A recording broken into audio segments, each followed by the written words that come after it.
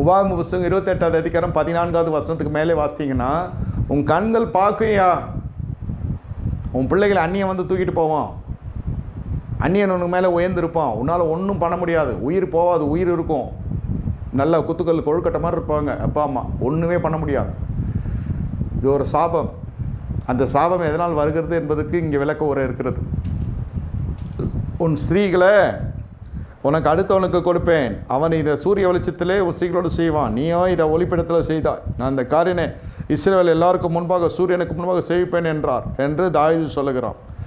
அப்படியே தாவீதுக்கு இதை கேட்ட உடனே ஆடிடுச்சு, ஆர்ட்டு நிற்கிற மாதிரி ஆயிடுச்சு.